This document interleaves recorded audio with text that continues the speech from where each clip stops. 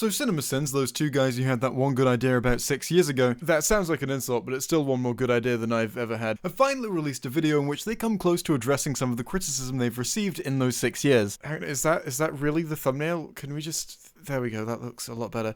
What they seem to be most often criticized for is their incredibly low accuracy, and the fact that they often say really, really silly things. Why are they even trying to stop an army that we never once see kill or injure a human being? Why are they trying to stop them? What? They're blowing up the fucking city. What? Why are you attacking the alien army? In his next shot, you see fire and explosions. Yeah, and the excuse that I see made for it most often of, it's satire, would probably hold up a lot better if any of their audience could agree on what parts of it are actually supposed to be satirical. More on that here. In short, if you're a CinemaSins fan, it seems like if they make an obvious mistake, correcting them in the comments is a completely reasonable thing to do. But when someone points out that there's an overabundance of mistakes with the intention of criticizing CinemaSins, suddenly it becomes satire. Funny how of all the people making these arguments I've seen, none of them say how these supposedly satirical elements of CinemaSins are supposed to improve their content, only that it's meant to be like that, so shut up. At this point, it's also probably worth noting they don't use the word satire to describe themselves, they use the word parody. They're a parody of a basement-dwelling know-it-all movie nerd who nitpicks everything. But their fans tend to use the words satire and parody interchangeably. Understandably, they mean fairly similar things in this context, so I'm gonna be doing the same thing in this video. Hello everyone, meet Rose. Rose is an escape pod guard. Actually, she's a mechanic. Satire! You're quite the fighter, Gamora. She asked a question. That's it. She's displayed zero fighter characteristics. Actually, immediately before this, you can see her struggling to try and get free from the guard. Just there for jokes. This kind of magic makes me wonder why the orcs are even still around to battle the humans at all. This is the orcs' very first battle with the humans, so it's a surprise that they're still around after 5 minutes. You're just taking it too seriously. So, since I think I actually know quite a lot about CinemaSins and CinemaSins criticism, I thought I'd take a look at everything wrong with CinemaSins Volume 2 to see if I can shed some light on it. Let's do it! So, the first thing I noticed about this video was how unfun I found it to watch, especially when compared with Volume 1. Everything Wrong with CinemaSins is one of my favourite CinemaSins videos. It's genuinely quite funny, and quite charming. One of us was actually paid to sit in a comic book store selling comic books, magic cards, action figures, and other nerdy items without having any knowledge of any of those things, while the other once taught 2 semesters of web design at a junior college without knowing a single thing about web design. Almost the whole thing is just self-deprecating jokes like that. Hate makes us stronger. We're like demons in a Ghostbusters movie. Even when they say something that sounds like it could be them acknowledging something that's been said about them by a lot of people, they still play along with it. The narrator's voice is annoying. In fact, none of Everything Wrong with CinemaSins Volume 1 sounds like they're trying to refute something that's been said about them. We have never made a movie, but we still make fun of movies. This movie sucks! Because movies. I was genuinely really excited to watch Volume 2 because I really love Volume 1, which is why it was so disappointing. For this one, it seems like their heart is in a completely different place. While Volume 1 comes across as they've listened to some things that have been said about them and got in on the joke and started making those same jokes about themselves, Volume 2 comes across a lot more as if they've listened to some criticism that's been thrown at them and gone, nuh-uh. Here's some of Volume 2. They tweet like normal weirdos, which is clearly an act. The subtext clearly being, if you think we're just joyless assholes, explain our Twitter where we act like normal people. They've staged over 174 episodes of their podcast to make it sound like they love movies, just as a cover for their blatant hate of all movies. That is obvious and clear in the Sins videos. If you think we just hate movies, you're dumb and should pay better attention to what we actually think. Also, they say over 174 episodes of their podcast when actually there are 174 episodes of their podcast. And I don't feel I should have to tell you this, Jeremy, but 174 is not, in fact, more than 174. Where did that thing come from? We've interviewed several people involved in the movie industry, and they actually don't hate us. We think. The subtext clearly being, if you're one of those people who say we're bad for the movie industry disagrees. Weren't these supposed to be self-deprecating? What part of that was self-deprecating? That was clearly just used refuting some criticism you've received. They are your videos, of course, you can do whatever you want with them, you don't have to self-deprecate if you don't want to, but there is a very clear change in tone and content here. And if you don't want to self-deprecate, why would you make a sequel to the video where you self-deprecate for the whole thing? But I guess since we may never really understand the why, let's focus on the fact that this video almost acts like a soft response to a lot of the criticism that CinemaSins have received over the years. They put jokes right alongside with real critiques. Hello, math much? This sin is seemingly a reference to the video Sustaining Stupidity, Why CinemaSins is Terrible, which is a video essay by Bobvids, link in the description. It's possible that it's not actually a reference, but this entire video is just them making vague allusions to things without addressing any of it directly. The reason I'm pretty sure this is a reference to Bobvids was that he criticized them for putting jokes alongside actual critiques, while also referencing a mathematical formula they use to construct their videos. The way CinemaSins attempt to rationalize all their contradictory defenses is the same way that any great comedian would, with math. Jeremy said, "We do actual math here. We have a specific formula for how many of the various types of sins go into each video." Hello, math much? Bob then goes on to point out that if CinemaSins actually wanted to make satire, that huge proportions of their content would actually be detrimental to that goal. He does this by putting forward the idea that what if notable satire outlet The Onion were to do a similar thing? That instead of publishing articles that are clearly absurd, they publish loads of real articles and loads of articles that sound real but actually aren't, with no disclaimers or distinctions between the two. He says that this would make the satire incredibly ineffective, and I'm pretty sure he's right. Satire is supposed to be intentionally absurd, and that absurdity is what it's supposed to convey to its audience. Dark Souls is not a horror game because genre does not exist. CinemaSins, by making loads of their claims reasonable, and loads of their claims sound reasonable at first until you think about them some more, haven't created competent satire unless the thing they're satirizing is their own brand of incompetent satire. There's a line that needs to be drawn between satire like The Onion and fake news on Facebook. CinemaSins just don't draw it, either because they enjoy satire's perceived immunity to criticism, or they simply don't care. But even if this one specific video isn't the exact thing they're referencing, we do now have the context for the kind of thing it is they're referring to here. The thing that I find most interesting about this sin is the examples they use. Their example of a real critique is pretty standard stuff, but it's also funny because it's wrong. Oh, good! Just what I wanted to see in this giant Marvel movie. Swarms of easily killable CGI monster clones. Thanos could easily just do the job right now, but why do that when you can reenact Braveheart? Actually, right now, Thanos is going after the Time Stone. While it's true that he could drop that to go after the Mind Stone instead, which is the task he's currently having his minions do for him, that would provide him with no strategic advantage. Since when he's done collecting the Time Stone, he comes to Wakanda and collects the Mind Stone himself as well. Switching around the order in which he does those things wouldn't make it easier for him.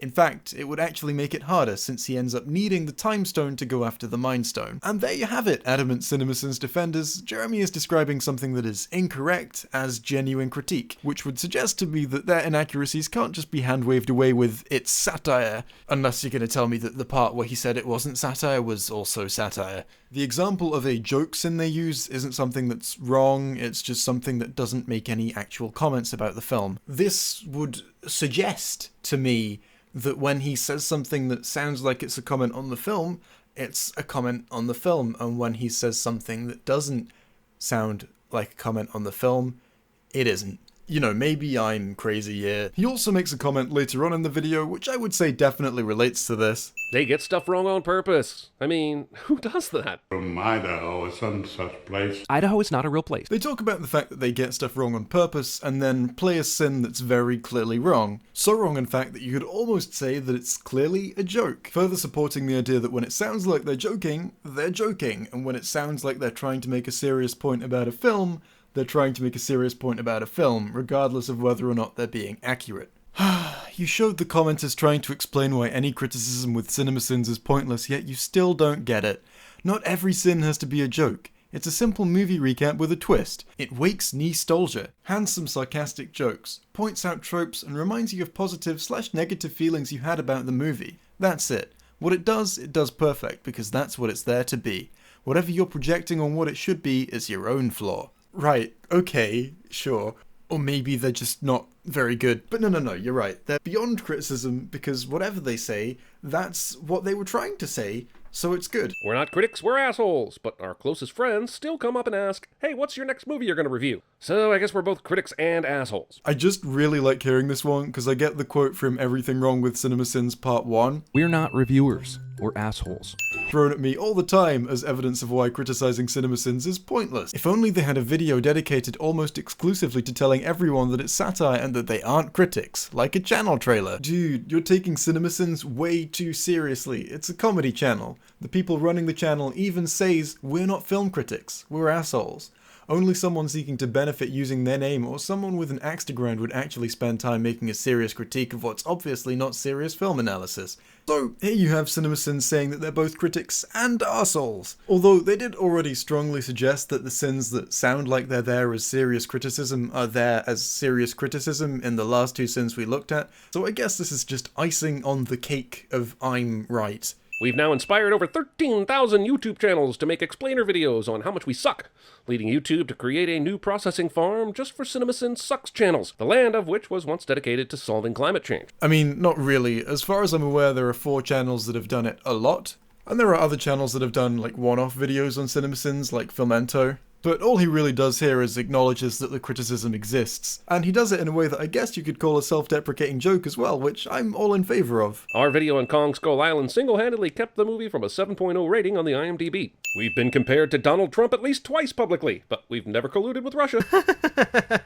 Только посмотрите на расстояние между куполом и войсками Ваканды, которые они прошли за 3 секунды. These two sins seem to be direct references to when CinemaSins was criticized by Kong Skull Island director Jordan Vogt-Roberts. After CinemaSins released their video on Kong Skull Island, Jordan pointed out that loads of the stuff they said about his movie wasn't true. Looks like this movie spent half its budget on rain machines. Literally not another scene in the film has rain in it after this. Literally 2 scenes in the whole film. He also compares them to Donald Trump, publicly. Twice. Clever reference, guys! Oh, by the way, there are also some sins in the Everything Wrong with Kong Skull Island video that are clearly just there as jokes, and definitely don't seem like they're meant to be taken seriously. A land where God did not finish creation. As you can see from the pictures, it's a ceaseless void where time and space do not exist. You can also see some of God's power tools strewn about. But for some strange reason, Jordan didn't seem to take any issue with those ones, only the ones that seemed to genuinely criticize his work incorrectly. Funny that. Funnily enough, there's no tweet from him where he's saying, I'm pretty sure that the fact you can't see God's power tools in this photograph isn't evidence that this isn't true. The issues he takes more seem to be when CinemaSins sounds like they're making a comment on his film that he disagrees with. You're the first crybaby director I've ever seen actually take a CinemaSins video as serious criticism. I swear I thought it was satire or something, like honest trailers. I'm sure over half the people that see those videos still love the movie. So if this channel that admits they often mean the things they say, Joke sins, intentionally ignorant sins, valid film complaints, continuity sins, recurring gags, says something bad about your work, if you assume that they mean some of the things they say, you're taking them too seriously. Here's a formula, as written by CinemaSins fans, for when you're allowed to assume that CinemaSins mean one of the things they say. If you agree with the thing they said, then they might be being serious. If you don't, then it's definitely satire. Oh boy, isn't that convenient. I thought it was satire or something. Like Honest Trailers? Oh yeah, Honest Trailers actually do make satirical parody trailers. They're also not designed to be taken super seriously, but they do make the effort to make sure that they're accurate. A place where everything that can go Kong will go Kong. For some mysterious reason, Jordan Vogt-Roberts doesn't seem to have a problem with Honest Trailers. And shouldn't half the island be wrecked from Kong just walking around? Really, guys? This is the best you've got? Huh? Who is that? Oh no, it's Skull Island director Jordan Vogt-Roberts. Hello there. Even taking the time to appear in an Honest trailer for his own movie. As if you didn't already do that in the Honest trailer for Zootopia, Dawn of the Planet of the Apes, and somehow Fantastic Four? Yeah, well, it's satire? No, it's not. Satire is not bankruptcy. You cannot just declare it. Yeah, well, actually, CinemaSins don't claim to be satire. They claim to be parody. Get owned, libtard. Right, okay, and now you see how I clearly didn't mean the thing that I just said. That's what parody is. As for CinemaSins' actual comments on this whole situation made in this video, our video on Kong Skull Island single-handedly kept the movie from a 7.0 rating on the IMDb. And while it's up to interpretation, I'm pretty sure what they mean with this comment is that they're sarcastically saying, oh yeah, and I'm sure our video had a huge impact on what people thought about your movie. It didn't impact public perception that much, that's why it's okay for us to say whatever we want, regardless of how true it is. Relax, dude, it's just a joke.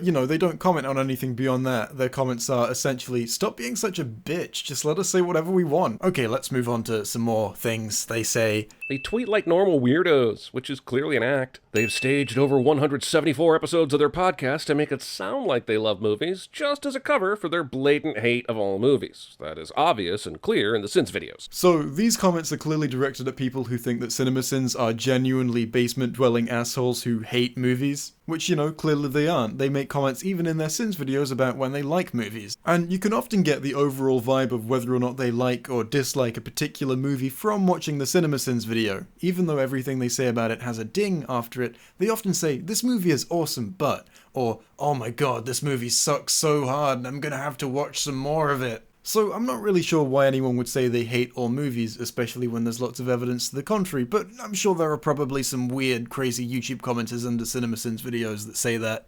But I definitely can't direct you to anyone who said this about CinemaSins, like I've been doing for previous Sins, and if anyone has said this about CinemaSins, they're wrong. They have 5 full-time writers and still mess stuff up all the time.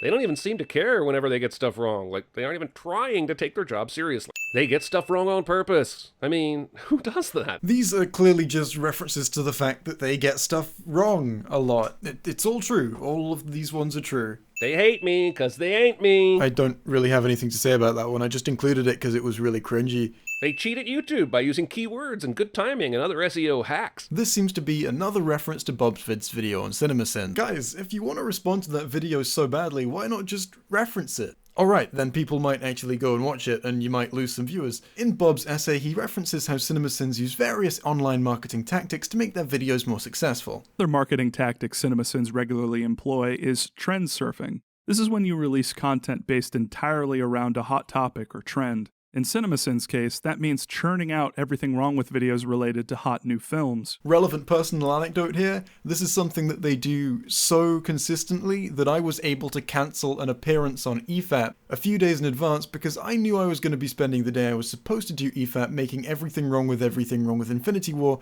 because I accurately predicted to the day when they were going to release it. Bob also references the connections that CinemaSins have to Real SEO, which is an online marketing company. Real SEO describes themselves as a place that offers YouTube tips and tricks for video marketing. If you're curious how much CinemaSins' experience with Real SEO influenced their content, Chris Atkinson wrote an article for them entitled, "Everything I Learned About Video Was from Real SEO." They cheat at YouTube by using keywords and good timing and other SEO hacks. Now, would I say that it's bad to be strategic when and how you release your YouTube videos so that you can make sure they get more views than they would otherwise? Absolutely not. Doing that is absolutely fine unless it compromises the content, which there kind of is an argument that it does compromise CinemaSins content, but let's not get into that right now. If you want to see more about that, just watch Bob's essay. In fact, just watch it anyway, it's quite informative. The thing is, if this truly is a response to Bob's essay, it's awful. I don't even think the fact that they use these techniques was even the main point of the section in which he talks about those techniques, mainly based on the fact that he says it isn't.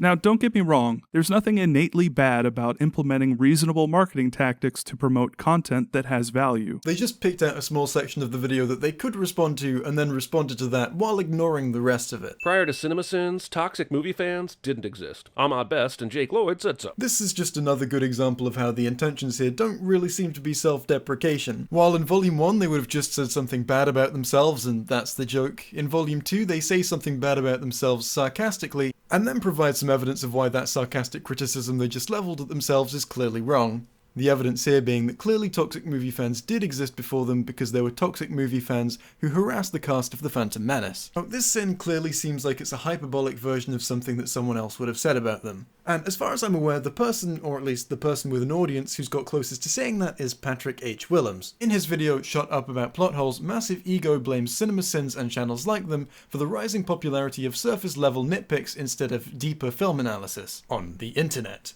But 2012 was where the change really happened. This was when plot holes started taking over YouTube.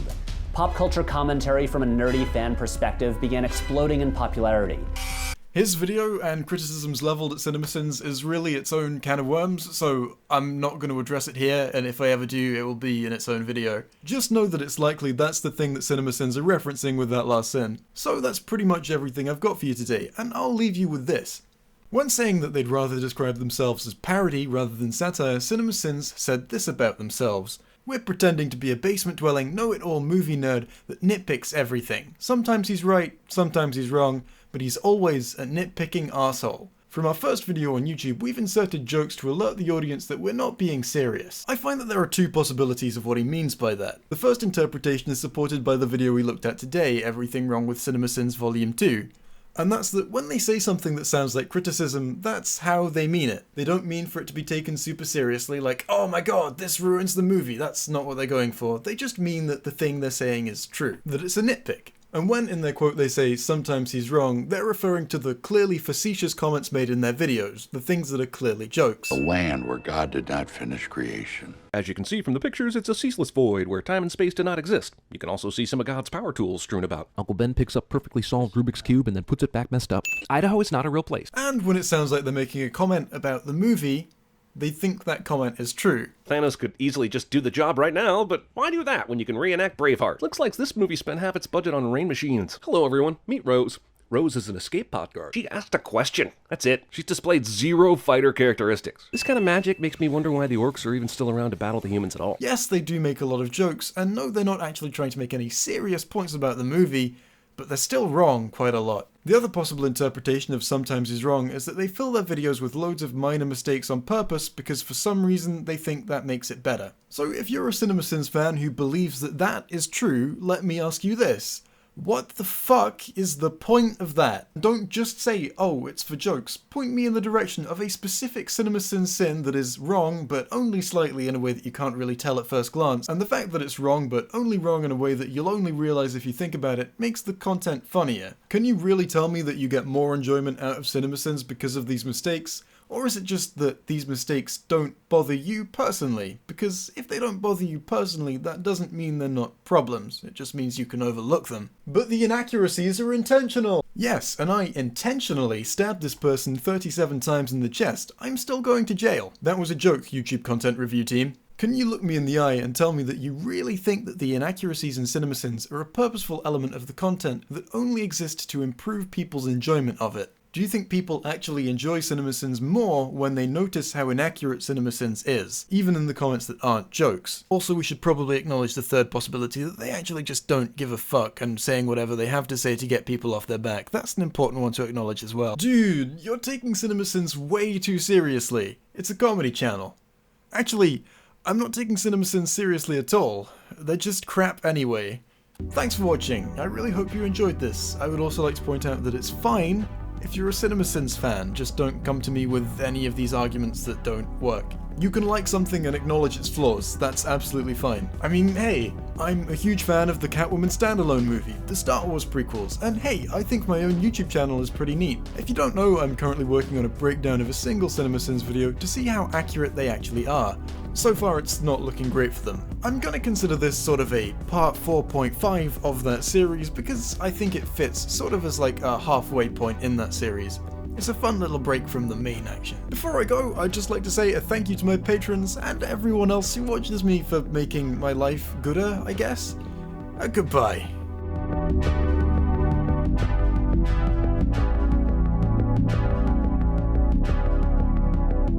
In fact, they've contradicted their We're Not Reviewers quote during a Reddit AMA by saying, "We are parody, criticism, and review rolled into one."